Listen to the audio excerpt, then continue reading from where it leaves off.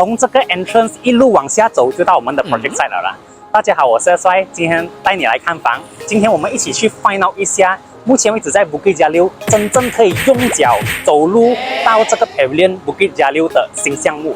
所以今天我这边会介绍2个项目，分别是 Studio Unit， 还有3房，小一点的2房，甚至是1房单位。所以我们话不多说了，我们现在用脚慢慢的走过去看我们的这个 site， 还有我们的示范单位了。Let's go！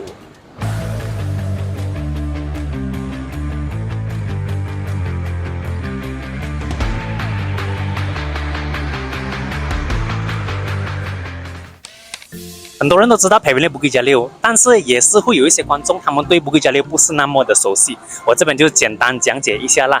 听完过后，可能你会有2个想法，你会觉得哇，住在这里这样不是很方便哦？或者你会觉得哇，如果投资一个物业在这里，啊，好像也不错哦，那个租金为丑。Bukit Jalil 呢，就只有这么大不了，要多都没有的。这样这里算是 KL 目前为止绿化做得最好的一个新的城市。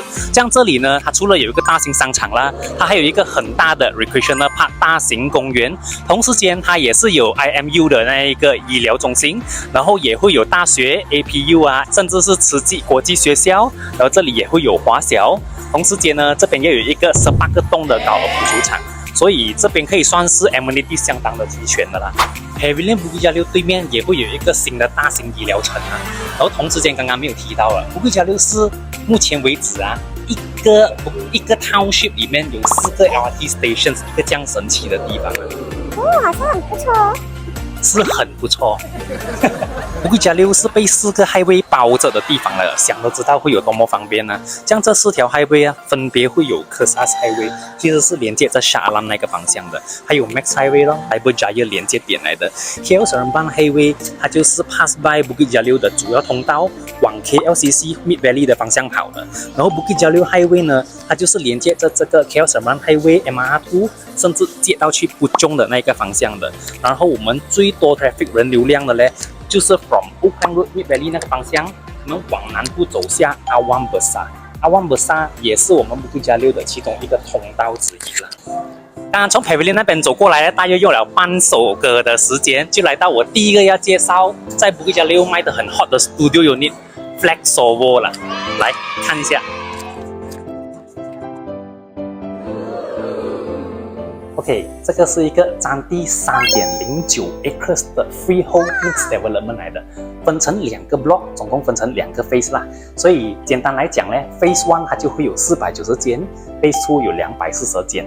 而这个是我们的那个 Sovo 的高楼，我们是这样子分的，楼下这边全部是 retail， 然后会有一个3个大的 retail space， 其他的全部叫 flagship store。这种角落大间的呢，这些一个整栋3层楼的这些就是我们的 retail space 大的我们总共有3个。这一排有点点像 Pavilion KL 外面的那些呢，这些我们叫做 flagship store。所以招牌可能是放在外面这边的，然后这些3层楼的就有点点像那种2层楼、3层楼 H&M、Uniqlo 那一种啦，希望会是这些，又或者是 grocery。这楼上我们这边会有5层楼的 car park area， 然后第8层就是 facility 了啦。房子是这样子分的，我们是 start from level 9 to level 33A， 就是34楼，这边全部都是介于400到600 square feet 的 Sovo unit。然后在35楼到49楼的这个楼层都会是相对小一点的，大约300多、400多 square feet、500多 square feet。然后这边亮着灯的这一个部分是我们的这个 building 的 hotel。然后最顶楼第50楼呢，就是我们的那个 facility 游泳池，会有那个 sky gym， 还有那个 clubhouse 这些地方啦。所以我会跟你们讲关于8楼的这一边先8楼这边这边会有一个 tennis court， 这边有一个 tennis court， 然后中间这边呢，大概占地一个7 acres 的这个 landscape 主要全部都是 landscape。都这个算是一个 feature wall， 它是 water feature 来的。走经过这个 bridge 来到对面，这边对面就会有 game room 然后下面甚至是会有这个multi-purpose hall 的。然后隔着这个 tennis court 的另外一端这边几乎全部都是 commercial use 的，比如讲 conference room、meeting room，他们的那个 leisure room 全部都会集中在这里。这个算是我们 FlexSoWo 的正前面。这样它的这个 location 呢，我要给你知道它有多么的靠近这个 pavilion。来看我们身后的这个地图啦。我们在这里啊，我讲的正门就是这个位置。然后你看到的这一个 block 是现在刚刚建好的 Hyatt Place Hotel， 它已经起好了，楼下有个 Starbucks。你来到 pavilion， 你可以看到这栋楼的 ，OK， 它就在旁边。然后这边叫做 Aurora Place， 这个是本来仅有的 walking distance pavilion 的高级公寓的 part-time condominium 在这里，现在多了一栋，就是这个就是 FlexSoWo 了。这样，刚刚我是从这里啊开始介绍，走到来这边的。那就是说，如果你想来到这个 pavilion 的话，很简单罢了。从 FlexSoWo 下来过对面路呢，这边是旁身来的。当你进到来这个旁身啊，你顺着走进来了，整个 pavilion 衣食住行什么都有了，都在这个位置。然后我们这个项目呢，它分成几个 view 的。如果你想着正门这边叫做 Puncak Jalil View。如果你要向回去旁边，这边就有3间呐，向着那个方向。这边我们叫做 KLCC View。如果是说看回里面的话呢，就是我们的 Facility View。OK， 好，这个是 FlexSoWo 的示范单位，这边大约是410 square feet 左右。我们这边其实是有400多、500多，甚至600多 square feet 的，所以它的分别不同是大大小小啦，都是一个正正方方的一个 square feet layout 来的。所以600多、500多、400多都有，这边400多而已啦。所以当他们进到来，他一定会看每一个厕所。这样厕所本身讲这些 shower screen 啊，这些东西是有了的啦。就你看到的这个样子，因为它是 studio 嘛，房子本身它是空的。这个示范单位它做的这个 sample 给你看，它有点像是一个酒店 style 的一个 concept。那其实我们这边是有几个功能的。首先，这边其实蛮适合想要做 Airbnb 的那些投资者。所以如果你买到一个这样子的单位，你就可以把一个床放在这个位置，你把它打造成一个酒店房，这样就对了的啦。第二，这边其实也蛮适合要做 storekeeping 的那一些投资者们，比如说啦，你们可能是做那种微商企业啊，需要囤货啊，或者你们是一些卖名表这样子的一些 business owner 哦，你们需要一个地方来储存你们这些 high value luxury 的 product 的嘛。这样如果你买到一个400多、500多 square feet， 我相信拿来容纳这些 luxury goods 啊，是相当足够的一个空间来的。然后再加上，如果你买上我们的600 square feet 的话，你可以囤的东西也比较多。我们这里它是 commercial mixed development 嘛，所以这一个房子你可以把它打造成小型律师楼、小型的 ID firm。你是一个保险精英，你要组成一个自己的小团队，你把这里做成你们的一个 gather 的 meeting 空间啊，其实是可以的。再加上这样子的空间，你把它打造成一个小型的美容场所 salon， 都是相当的足够空间的。现在你看到的这个 sample unit， 它就是一个总裁的老板房这样子啦，外面算是一个 conference room 这样子的一个空间。你都可以把这里打造成自己想要的那个样子，然后这里窗口也是蛮宽敞的，大概是这个样子啦。看出去就你可以选 Puncak Jalil KL 或者看 Facility 的风景好了。总结一下这个 FlexSoWo 呢，它就是一个 freehold 真的可以走入到 pavilion 的一个 mixed development。那为什么要买这种啊？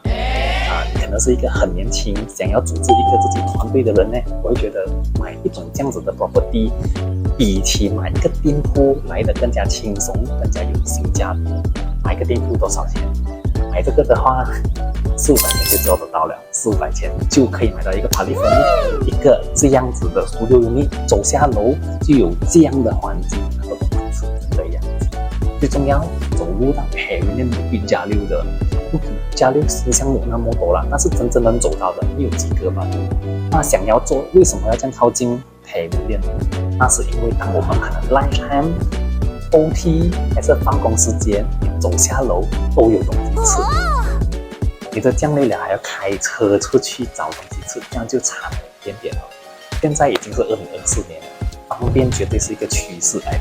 所以如果你是有兴趣这种房子的话，你有自己的salon想开，你想做 storekeeping， 想自己有一个小小的办公室，你就联系上面的这个电话号码联系我们来了解。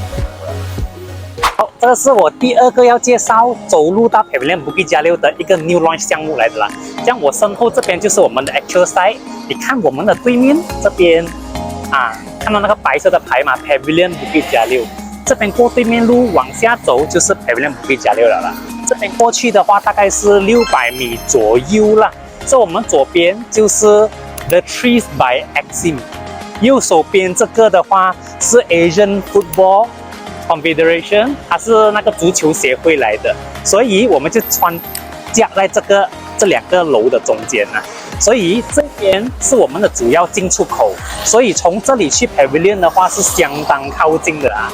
那我们这边的这个 development 后面还会有一个小门，它会让你方便去到旁边的银行 F&B， 很出名的那个寿司店那边，你知道哪里吗？不知道啊，来我们走去那边，我要跳了。这样你现在知道了吗？知道了。这边就是我们项目的后面有个小门，可以直接 access 到这里。你看到的这些 F&B、Head Shop， 看到这些华人餐、Watson、Hong Leong Bank、Public Bank， 就在我们的后面。所以这里除了可以走到去 Pavilion Bukit Jalil， 后面还有一大堆已经成熟了的 F&B 食街，然后一条路就去到 OUG 瓦林了的。所以我们这边有3个layout。904 square feet 3房2侧的单位，这个叫做 dumbbell design 啊，所以客厅集中在中间。好处是什么？3个房间完全分开，而且不会浪费走廊的位置。客厅有 balcony 或不 balcony 2种选择。房间主人房一定是方方正正最大的咯，而且有自带一个厕所，黑色柱头是没有的哈，所以厕所是比较大的。所以你可以参考这一个厕所才是刚刚那个的原装大小，就是讲2房3房它的 sharing toilet 和主人房一样大的哈。所以2房和3房都是看着外面 unblock 的风景的，这个是我们的3房单位啦。所以我们也有最好卖的2房单位，这个的设计也会是 dumbbell design， 也是客厅在中间。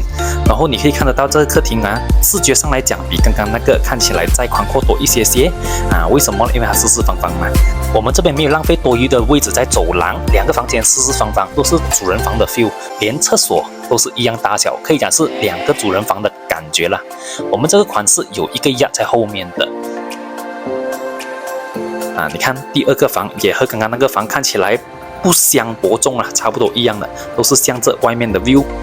这个就是主人房的厕所了啦。来到我们最小的这个单位474 square feet， 有一个房，自己的客厅、自己的饭厅、厨房这样。或者你可能会没有看到厨房，那是因为厨房我们还没有做好装修啦，太新了啊这个 showroom。所以房间和客厅各自都有一个10尺，深度的话有整15-16尺左右啦。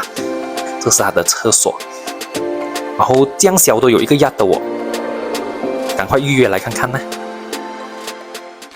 我们这边的话，因为它只有1栋楼，基本上算是 unblock 的风景啦。它可以看着 Bukit Jalil Recreational Park， 看着 Pavilion 的那一个方向，看着 Kinrara 的那个方向，或者是看回去 KL 的那一个方向了。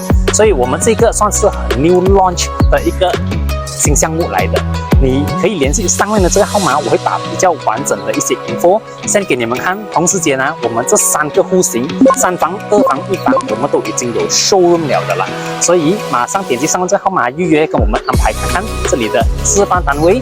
所以如果你买到这个项目的话，它走到去 Pavilion 之余有 balcony 跟 non balcony 的这个款式给你选，都有1到2个 car park 的，就更加适合自己住 rather than 只是投资。还有 LRT 啊。还有 LRT， 其实往这个方向下去的话，可以到阿万巴萨的那个 LRT station 那边了。所以我们这边除了 Pavilion， 还有 LRT 的，刚刚没有讲到。OK， 快点，真的是下一期再见了。我要去吃寿司啊！我看有人排队了。下一期再见了，拜拜。拜拜。